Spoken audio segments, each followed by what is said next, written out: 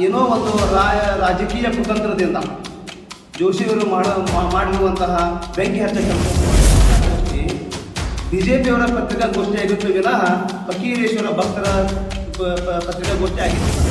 ಏನಾದರೂ ಹೇಳಿಕೊಟ್ಟಿದ್ದಾರೆ ಪಕ್ಷದಿಂದ ಅವರು ಏನು ಮಾಡಿಬಿಟ್ರು ಅಂತಂದ್ರೆ ಪತ್ರಿಕೆಯನ್ನು ಮಾಡಿದ್ದಾರೆ. ಮಠದ ಭಕ್ತರು ಯಾರಿಗೂ ಹೇಳಿಲ್ಲ, ಅವರು ಹೋರಾಟಗಾರರಲ್ಲ, ಅವರು ಯಾವ ಹುಟ್ಟುತ್ತಲೇ ಹೋರಾಟದಿಂದ ಬಂದಂತಹ ಪರಮಪೂಜ್ಯ ಹೃದಯ ಮುಂದೆ ಸ್ಮರಿಸಿಕೊಂಡು ಈ ಮುಂಬರುವ 2024 ಚುನಾವಣೆಯಲ್ಲಿ ನಮ್ಮ ಶಿರಹಟ್ಟಿ ಮಠದ ಉತ್ತರಾಧಿಕಾರಿಗಳು ಶ್ರೀ ಫಕೀರ ಲಿಂಗಾಲೇಶ್ವರ ಸ್ವಾಮಿಗಳು ಪಕ್ಷೇತರ ಅಭ್ಯರ್ಥಿಯಾಗಿ ಸ್ಪರ್ಧಿಸುತ್ತಿದ್ದು, ನಿನ್ನೆ ನಡೆದಂಥ ಒಂದು ಪತ್ರಿಕಾಗೋಷ್ಠಿಯಲ್ಲಿ ಕೇವಲ ಪತ್ರಿಕಾಗೋಷ್ಠಿ ಮೊದಲು ನಾನು ಕಂಡುಕೊಂಡಂಗೆ ನಾನು ಕೇಳಿದೆ ಅವ್ರನ್ನ ಪಕ್ಷಾತೀತವಾಗಿಯೋ ಅಥವಾ ಪಕ್ಷವಾಗಿ ಅಂತ ಹೇಳಿ, ಎಲ್ಲ ಪಕ್ಷಾತೀತವಾಗಿ ಅಂತ ಹೇಳಿದರು. ಮೊದಲು ನಮಗೇನೋ ಹೇಳಿಲ್ಲ ಅವರು, ಯಾವ ಮಠದ ಭಕ್ತರು ಯಾರಿಗೂ ಹೇಳಿಲ್ಲ ಅವರು. ಪಕ್ಷದಿಂದ ಅವ್ರು ಏನು ಮಾಡಿಬಿಟ್ರು ಅಂತಂದ್ರೆ ಪತ್ರಿಕೆಯನ್ನು ಮಾಡಿದರು. ಜೋಶಿಯವರು ಏನಾದರೂ ಹೇಳಿಕೊಟ್ಟಿದ್ದಾರ ಇವರಿಗೆ? ಕೇವಲ ಅಲ್ಲಿ ನಿನ್ನೆ ನಡೆದಂತಹ ಪತ್ರಿಕಾಗೋಷ್ಠಿ ಬಿಜೆಪಿಯವರ ಪತ್ರಿಕಾಗೋಷ್ಠಿ ಆಗಿತ್ತು ವಿನಃ ಫಕೀರೇಶ್ವರ ಭಕ್ತರ ಪತ್ರಿಕಾಗೋಷ್ಠಿ ಆಗಿದ್ದಿಲ್ಲ.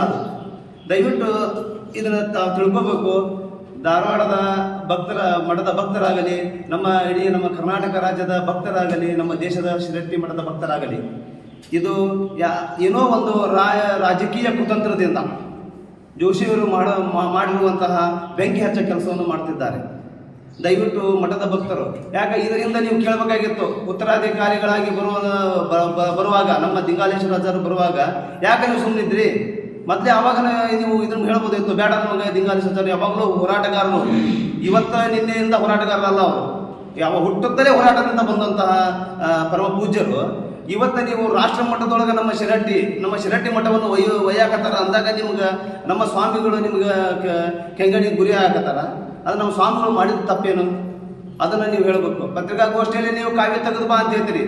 ಹಾಗಾದ್ರೆ ನಿಮ್ಮ ಎಲ್ಲ ಒಂದು ನೀವು ಕಟ್ಟಡಕ್ಕಾಗಲಿ, ನಿಮ್ಮ ಭೂಮಿ ಪೂಜೆಗಾಗಲಿ, ಮತ್ತು ನಿಮ್ಮ ಏನಾದರೂ ಒಂದು ಪಕ್ಷದ ಕಾರ್ಯಕ್ರಮಗಳಾಗಿ ಯಾಕೆ ನೀವು ಸ್ವಾಮಿಗಳನ್ನು ಯೂಸ್ ಮಾಡ್ಕೊಂಡ್ರಿ? ಕಲಗಟ್ಟಿಯಲ್ಲಿ ನಡೆದಂಥ 120 ಸ್ವಾಮಿಗಳನ್ನು ಕರೆಸಿ ನೀವಲ್ಲಿ ತಮ್ಮ ಕಚೇರಿಯನ್ನು ಉದ್ಘಾಟನೆ ಮಾಡ್ಕೊಳ್ಳೋದ್ರ ಜೊತೆಗೆ ಅವೇನು ಕಾವ್ಯವನ್ನು ಕಳಿಸಿದ್ರೆ ಅವರಿಗೆ ಸ್ವಾಮಿಗಳಿಗೆ. ಮತ್ತು ರಾಜಕೀಯ ಮಾಡ್ಬೇಕಂದ್ರೆ ಮಠ ಮಾನ್ಯಗಳು ಬೇಕು. ರಾಜಕೀಯ ಪಕ್ಷಗಳಿಗೆ ಏನಾದರೂ ಸಮಸ್ಯೆಗಳು ಬಂದಾಗ ನಮ್ಮ ಶಿರಹಟ್ಟಿ ಮಠ ಬೇಕು. ಈಗ ನಮ್ಮ ಸ್ವಾಮಿಗಳು ಏನಾದ್ರು ಸ್ಪರ್ಧೆ ಮಾಡ್ತೀನಿ ಅಂದಾಗ ಸ್ವಾಮಿಗಳಿಗೆ ಕಾವ್ಯ ತೆಗೀರಿ ಅಂತ ಹೇಳ್ತಿದ್ರಿ, ಅದು ಎಷ್ಟರ ಮಟ್ಟಿಗೆ ಸರಿ ಅಂತ ನಾನು ಕೇಳ್ತಾ ಇದ್ದೇನೆ.